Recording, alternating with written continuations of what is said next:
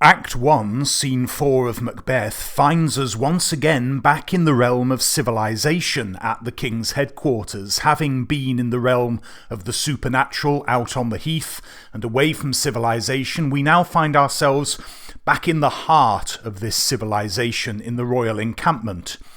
King Duncan enters, Lennox is there, another lord, and also Malcolm and Donalbain, the king's two sons, and various attendants.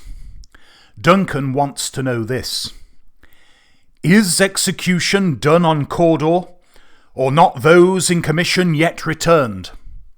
He wants to know, has the Thane of Cawdor, that traitor, or rather the former Thane of Cawdor now, of course, because Macbeth is the new Thane of Cawdor, he wants to know if the former Thane of Cawdor has been executed yet. He wants to know if the people that he sent to get the deed done have come back. This is Malcolm's response. My liege, they are not yet come back, but I have spoke with one that saw him die, who did report that very frankly he confessed his treasons, implored your highness pardon, and set forth a deep repentance. Nothing in his life became him like the leaving it. He died as one that had been studied in his death, to throw away the dearest thing he owed, as 'twere a cureless trifle. So Malcolm's report confirms that although the people that Duncan commissioned to execute Cawdor have not come back yet, the Thane of Cawdor is dead. Malcolm has spoken with someone who witnessed the execution, and before the Thane of Cawdor died, we are told that very frankly he confessed his treasons, implored your highness pardon, and set forth a deep repentance. So the Thane of Cawdor, this traitor, actually confesses his crimes and also asks for Duncan's forgiveness. It's debatable whether or not Duncan gives that forgiveness, because there's nothing explicit in the text to suggest that he does. But we, the audience, now know that the Thane of Cawdor has been executed and that he is sorry for his crimes. Duncan's next lines are ones that are worth committing to memory. He says this: there's no art to find the mind's construction in the face. He was a gentleman on whom I built an absolute trust. In these lines, Shakespeare really quite explicitly presents us with this theme of appearance versus reality. Because what Duncan says in this line, there's no art to find the mind's construction in the face, is that you cannot tell just by looking at somebody what they are thinking. The former Thane of Cawdor is a man that Duncan says he built an absolute trust upon. He trusted him. And yet, what did the former Thane of Cawdor do? He betrayed him. Now, given that this is a play which deals with deception and betrayal, this is an important line because it demonstrates, Shakespeare demonstrates, that Duncan is reflecting upon this idea of appearance versus reality. However, I want you to notice this. Macbeth, as we know, has just recently been made the Thane of Cawdor. He is actually going to be the second Thane of Cawdor to betray Duncan. Only Macbeth's betrayal is going to be far worse than the first Thane of Cawdor's, because in the not too distant future, Macbeth is going to end up killing Duncan. The point I want you to note here is that Duncan, unfortunately, does not learn from his mistakes. We are given the very clear impression later in the play that Duncan is a highly respected, highly valued king, but he's not perfect, and one of his flaws in a way is that he is too trusting. Remember that Duncan's actually been betrayed by two people on this very day, the rebel MacDonald and the first Thane of Cawdor. He does not learn from his mistakes. He continues to be too trusting, and Macbeth, whom he's just made the new Thane of Cawdor, is going to betray him in the not too distant future.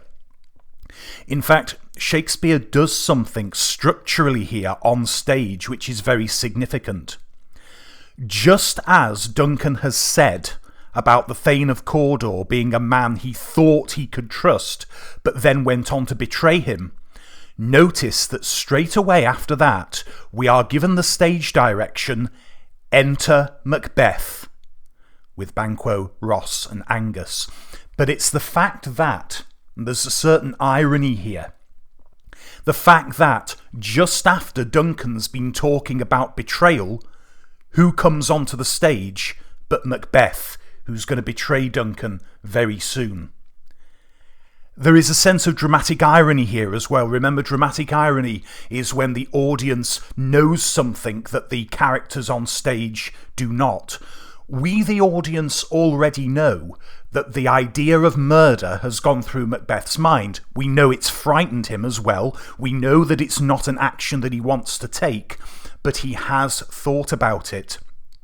And so when Duncan greets Macbeth this way, "O worthiest cousin," there is a sense of dramatic irony there, because we, the audience, should already be questioning just how far can Macbeth be considered worthy.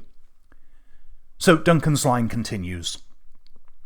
"O worthiest cousin, the sin of my ingratitude even now was heavy on me." We just pause to take note of that line.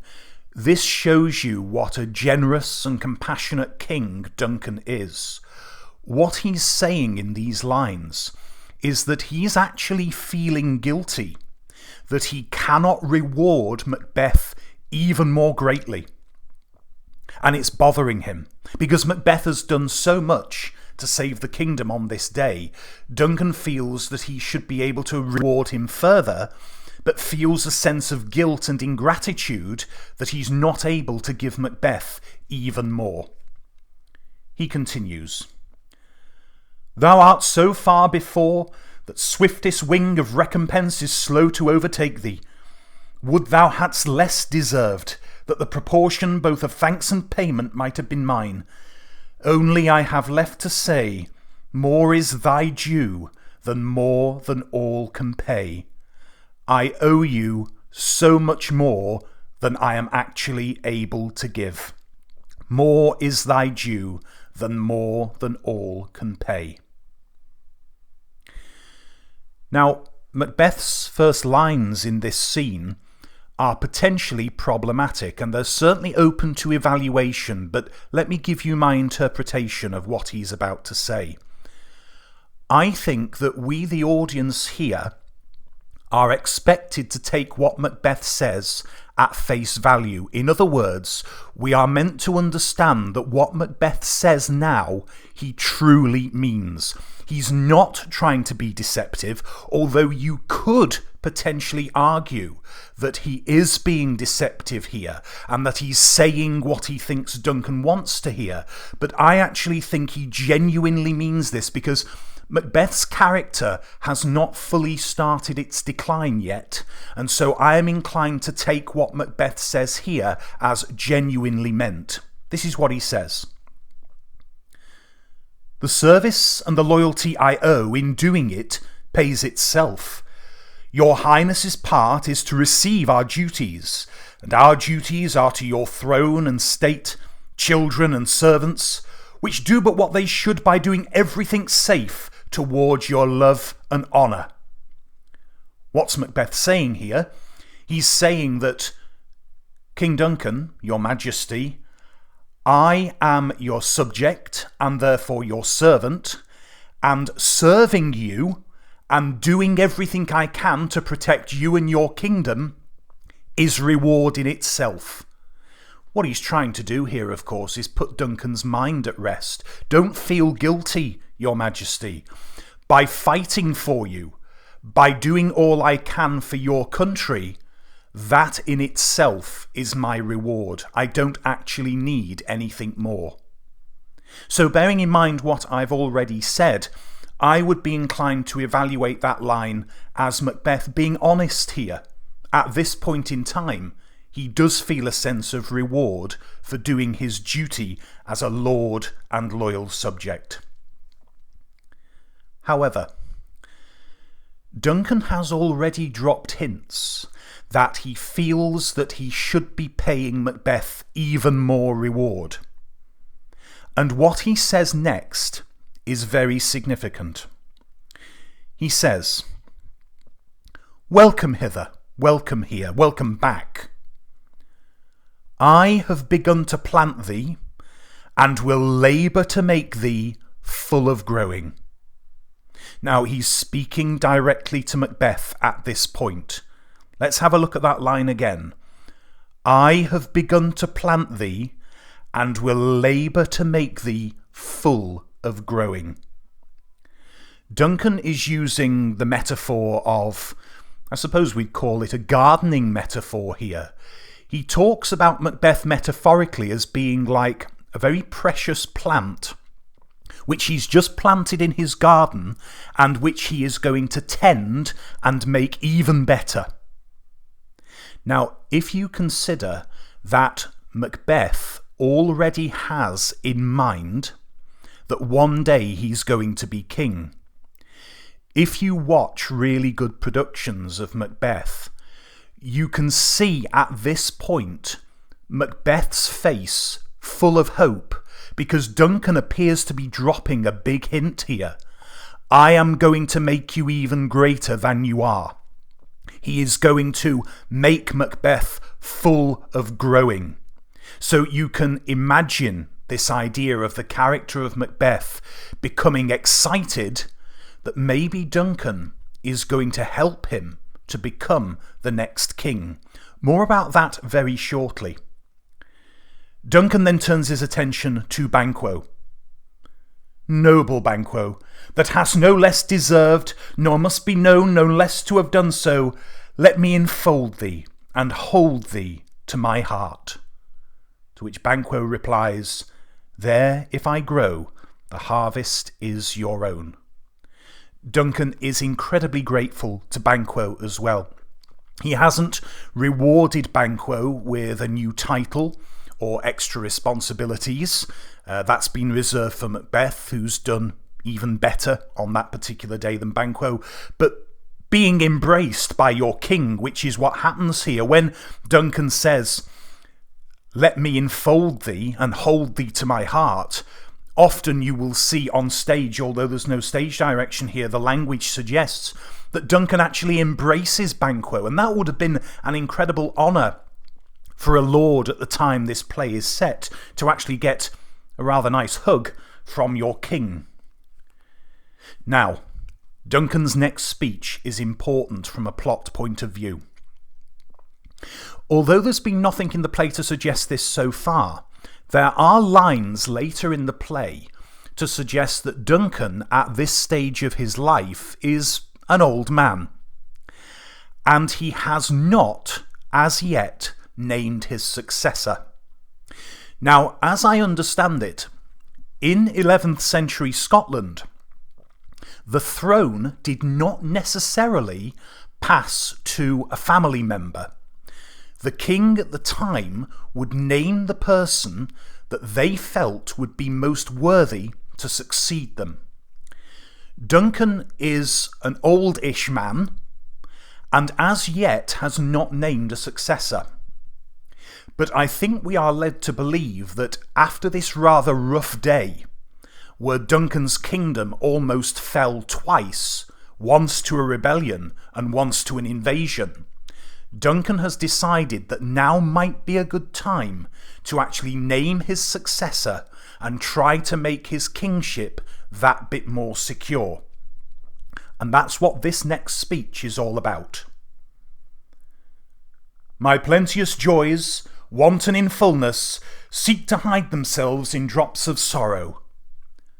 Sons, kinsmen, thanes, and you whose places are the nearest, know, we will establish our estate upon our eldest, Malcolm, whom we name hereafter the Prince of Cumberland, which honour must not unaccompanied invest him only, but signs of nobleness like stars shall shine on all deservers. So in this speech, Duncan names his eldest son, Malcolm, as his successor, and gives him a new title, the Prince of Cumberland. We will establish our estate upon our eldest Malcolm, whom we name hereafter the Prince of Cumberland. Now again, the analysis that I'm going to provide you here makes reference to productions of Macbeth that I have seen. Because remember, Shakespeare is very sparing in his stage directions, and often the interpretation of what happens can be down to actors and directors, but the best productions of Macbeth that I have seen include that pause that I included in my reading here. When Duncan is about to name his successor, in some of the best productions he pauses, and what happens is the actor playing Macbeth suddenly looks very hopeful, thinking that he, given the fact that he's just had these prophecies from the witches, he thinks Duncan's going to name him as his successor. And what happens? Actually, Macbeth is not named as Duncan's successor at all. Malcolm is named as his successor. And this, of course, is going to be significant to what Macbeth is going to reflect on next. Towards the end of Duncan's speech, he turns to Macbeth and he says this: "From hence to Inverness, and bind us further to you." Now, what Duncan has done here is, as king, he can invite himself to any of his lord's castles to be entertained and fed at the expense of the lords. This would have been seen as a great honour. So I want you to understand that Duncan wants to celebrate several things. He wants to celebrate the end of a civil war, the repelling of an invasion, and the fact that he's just named Malcolm as his successor. And in order to honour Macbeth further, he names Macbeth as the man whose castle he wants to come to for the celebratory feast. So this is going to be a great honour to have the king come to Macbeth's castle. To the king's face, Macbeth says this: "The rest is labour which is not used for you. I'll be myself the harbinger and make joyful the hearing of my wife with your approach. So humbly take my leave." Macbeth, to the king's face, suggests that this is indeed a great honour. Let me ride ahead of you. I'll be myself the harbinger. A harbinger is something that brings a message, or someone that brings a message. And he says, let me ride ahead, and I'll let my wife know that you're coming, and we can get everything ready for the celebratory feast.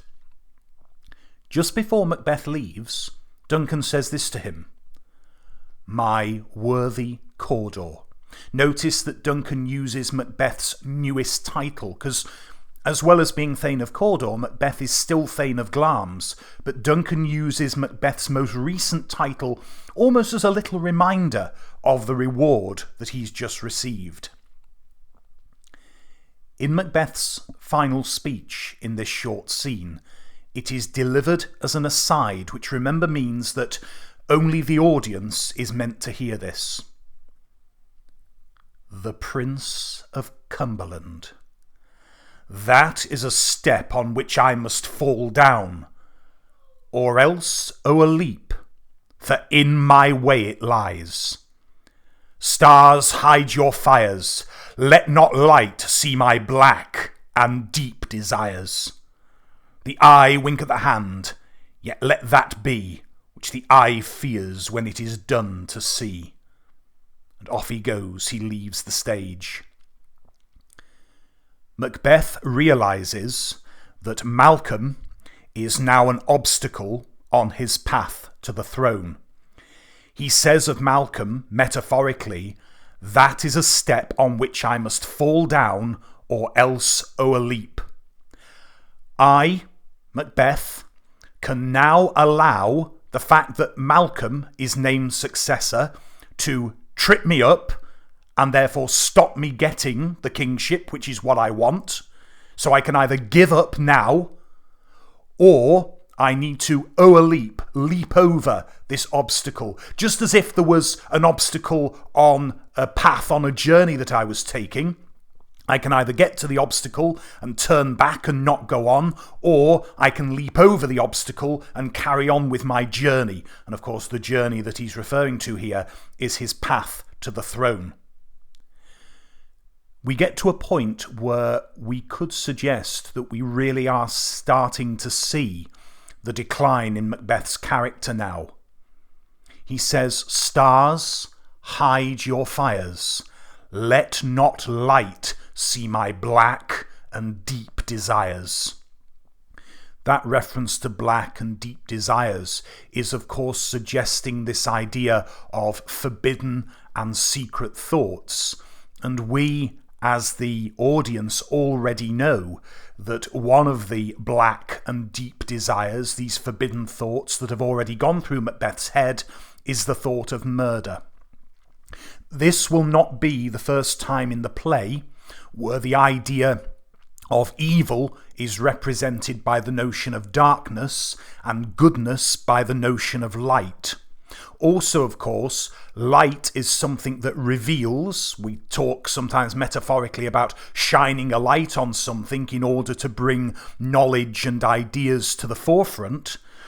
Here, Macbeth is saying he does not want the light of the stars to shine and reveal his hidden desires. Once again, we are in the language of deceit. We are in the language of betrayal. We are in the language of evil. Stars, hide your fires. Let not light see my black and deep desires. Key quotation, that one that it is worth committing to memory.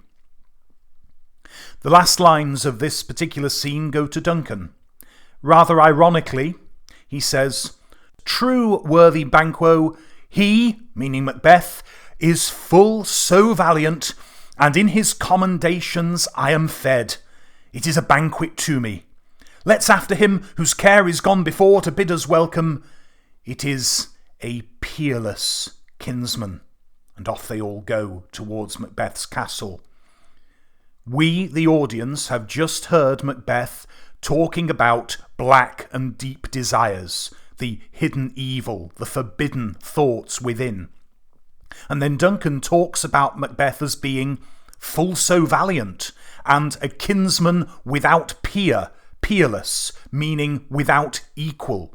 So Duncan talks about Macbeth in glowing terms just after we, the audience, have heard Macbeth talking about black and deep desires.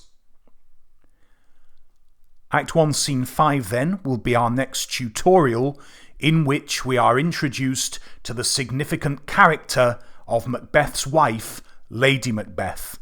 So I'll see you for that tutorial in the not too distant future.